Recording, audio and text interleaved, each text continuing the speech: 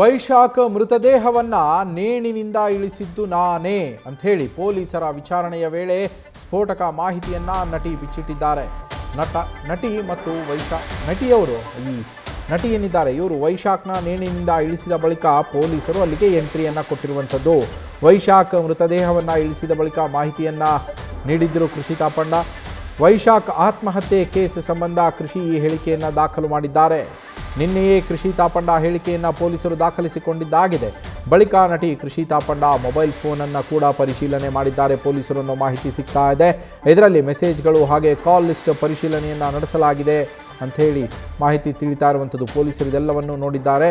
ಅನುಮಾನಾಸ್ಪದ ಸಂದೇಶ ಕಾಣದ ಹಿನ್ನೆಲೆಯಲ್ಲಿ ಅವರ ಮೊಬೈಲನ್ನು ಅವರಿಗೆ ವಾಪಸ್ ಕೂಡ ಕೊಟ್ಟಿದ್ದಾರೆ ಅನ್ನುವ ಮಾಹಿತಿ ಇರುವಂಥದ್ದು. ಅಂದರೆ ನಟಿ ಪೊಲೀಸರಿಗೆ ತಿಳಿಸಿದಂತಹ ಮಾಹಿತಿಯ ಪ್ರಕಾರ ನೇಣು ಹಾಕಿಕೊಂಡಿದ್ದಂತಹ ವೈಶಾಖ್ ಅವರ ಮೃತದೇಹವನ್ನು ಕೆಳಗೆ ಇಳಿಸಿದ್ದು ಅವರೇ ಅನ್ನೋದನ್ನು ತಮ್ಮ ಹೇಳಿಕೆಯಲ್ಲಿ ದಾಖಲು ಮಾಡಿದ್ದಾರೆ ಅಂತೇಳಿ ತಿಳಿದು ಬರ್ತಾ ಇದೆ. ಮೊನ್ನೆ ರಾತ್ರಿ 8:30 ಸುಮಾರಿಗೆ ಈ ಘಟನೆ ನಡೆದಿರುವಂಥದ್ದು.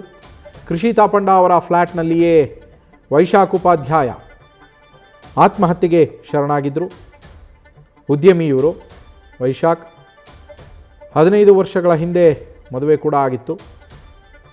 ಆದರೆ ಕಳೆದ 1 ವಾರದಿಂದ ಅವರು ಕೃಷಿ ತಾಪಣ್ಣ ಅವರ ಫ್ಲ್ಯಾಟ್ನಲ್ಲಿಯೇ ವಾಸವನ್ನು ಮಾಡ್ತಾ ಇದ್ದರು ಅಂತ ತಿಳಿದು ಬಂದಿದೆ. ವೈಶಾಖ್ ಅವರು ಆತ್ಮಹತ್ಯೆಗೆ ಶರಣಾಗೋದಕ್ಕೂ ಮೊದಲು ಕೂಡ ಒಂದು ಮೆಸೇಜನ್ನು ಹಾಗೆ ಕರೆಯನ್ನು ಕೂಡ ಕಡೆಯ ಮೆಸೇಜ್ ಮತ್ತು ಕರೆಯನ್ನು ಕೂಡ ಕೃಷಿಯವರಿಗೇ ಮಾಡಿದ್ರು. ಆ ಸಂದರ್ಭದಲ್ಲಿ ಅವರು ಆತ್ಮಹತ್ಯೆ ಮಾಡಿಕೊಳ್ಳುವ ತಮ್ಮ ನಿರ್ಧಾರವನ್ನು ತಿಳಿಸಿದ್ರು. ಆದರೆ ಆ ರೀತಿ ಮಾಡಿಕೊಳ್ಳದಂತೆ ಕನ್ವಿನ್ಸ್ ಮಾಡುವ ಪ್ರಯತ್ನವನ್ನು ಕೂಡ ಕೃಷಿ ಮಾಡಿದ್ರು ಅನ್ನುವ ಮಾಹಿತಿ ಇರುವಂಥದ್ದು. ಅವರು ವಾಪಸ್ ತಮ್ಮ ಫ್ಲ್ಯಾಟ್ಗೆ ಬಂದು ತಲುಪುವಷ್ಟರಲ್ಲಿ ವೈಶಾಖ್ ದುಡುಕಿನ ನಿರ್ಧಾರವನ್ನು ತೆಗೆದುಕೊಂಡಿದ್ದರು. ಆತ್ಮಹತ್ಯೆಗೆ ಶರಣಾಗೋಗಿದ್ದರು. ಕೃಷಿಯೇ ತಮ್ಮ ಫ್ಲ್ಯಾಟ್ ಓನರ್ಗೆ ಈ ಮಾಹಿತಿಯನ್ನು ಕೊಡ್ತಾರೆ. ಆಗ ಫ್ಲ್ಯಾಟ್ನ ಓನರ್ ಪೊಲೀಸರಿಗೆ ತಿಳಿಸ್ತಾರೆ ಈ ಥರ ಆಗಿದೆ ಘಟನೆ ಅಂತೇಳಿ. ಪೊಲೀಸರು ಅಲ್ಲಿಗೆ ಬರುವಷ್ಟರಲ್ಲಿ ನೇಣು ಬಿಗಿದುಕೊಂಡಿದ್ದಂತಹ ವೈಶಾಖ್ ಅವರ ಮೃತದೇಹವನ್ನು ಕೃಷಿಯವರೇ ಕೆಳಗಡೆ ಇಳಿಸಿದ್ರು ಅನ್ನುವ ಮಾಹಿತಿಯನ್ನು ಇದೀಗ ಪೊಲೀಸರಿಗೆ ಕೃಷಿಯವರೇ ಹೇಳಿಕೆಯಲ್ಲಿ ದಾಖಲಿಸಿರುವಂಥದ್ದು. ಅದಾದ ಬಳಿಕ ಪೊಲೀಸರು ಅಲ್ಲಿಗೆ ಎಂಟ್ರಿಯನ್ನು ಕೊಟ್ಟಿರುವಂಥದ್ದು.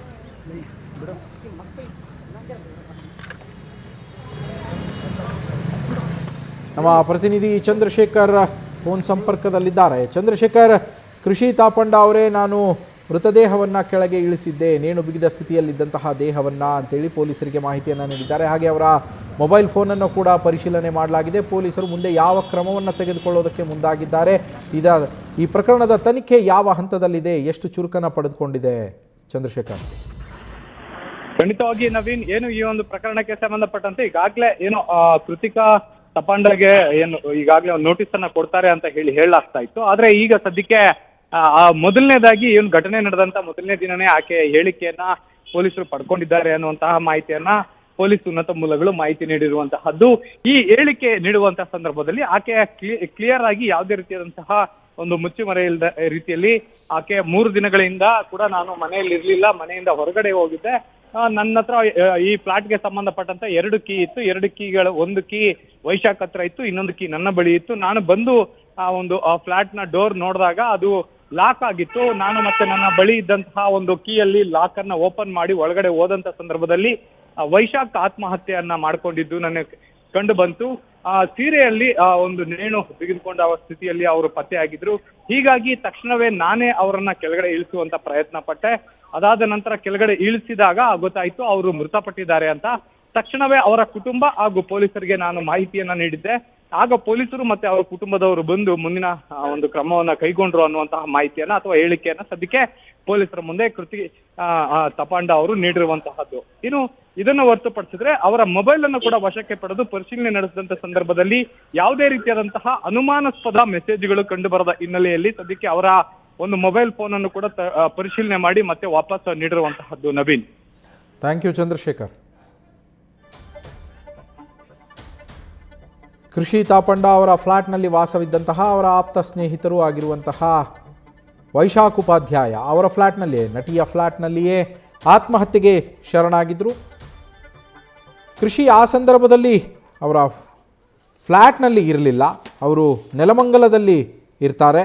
ಆಗ ಕಡೆಯ ಮೆಸೇಜ್ ಮತ್ತು ಫೋನ್ ಕೂಡ ಕೃಷಿ ಅವರಿಗೇನೆ ವೈಶಾಖ್ ಮಾಡಿರುವಂಥದ್ದು. ಕಳೆದ 1 ವಾರದಿಂದ ಅವರ ಫ್ಲ್ಯಾಟ್ನಲ್ಲಿಯೇ ವಾಸ ಇದ್ದರು ವೈಶಾಖ್ ಅವರು. ಮೊನ್ನೆ ರಾತ್ರಿ ದುಡುಕಿನ ನಿರ್ಧಾರವನ್ನು ತೆಗೆದುಕೊಂಡಿರುವಂಥದ್ದು.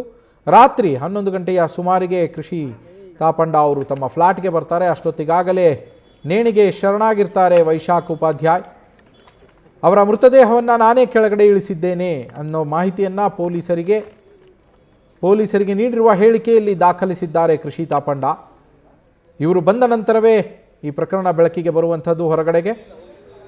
ಅದನ್ನು ಅವರು ತಮ್ಮ ಫ್ಲ್ಯಾಟ್ನ ಓನರ್ಗೆ ಹೇಳ್ತಾರೆ. ಆ ಫ್ಲ್ಯಾಟ್ ಓನರ್ ಪೊಲೀಸರಿಗೆ ಕರೆ ಮಾಡ್ತಾರೆ. ಹಾಗೆ ಕೃಷಿ ವೈಶಾಖ್ ಅವರ ಕುಟುಂಬಸ್ಥರಿಗೂ ಕೂಡ ಮಾಹಿತಿಯನ್ನು ಕೊಡ್ತಾರೆ. ಅದಾದ ನಂತರ ಪೊಲೀಸರು ಬಂದು ಮುಂದಿನ ಪ್ರಕ್ರಿಯೆಗಳನ್ನು ಮಾಡಿದ್ದು. ಸದ್ಯ ಕೃಷಿ ತಾಪಂಡ ಅವರ ಹೇಳಿಕೆಯನ್ನು ದಾಖಲಿಸಿಕೊಳ್ಳಲಾಗಿದೆ. ಹಾಗೆ ಅವರ ಮೊಬೈಲನ್ನು ಕೂಡ ವಶಕ್ಕೆ ಪಡೆದು ಪರಿಶೀಲನೆಯನ್ನು ನಡೆಸಲಾಗಿದೆ. ಅದರಲ್ಲಿ ಯಾವುದೇ ರೀತಿಯ ಅನುಮಾನಾಸ್ಪದ ಸಂದೇಶಗಳು ಸಿಗದ ಹಿನ್ನೆಲೆಯಲ್ಲಿ ವಾಪಸ್ ಕೊಡಲಾಗಿದೆ. ನ್ಯೂಸ್ ಫಸ್ಟ್ ನಿರ್ಭೀತಿಯಿಂದ ನಿಮ್ಮ ಪರವಾಗಿ.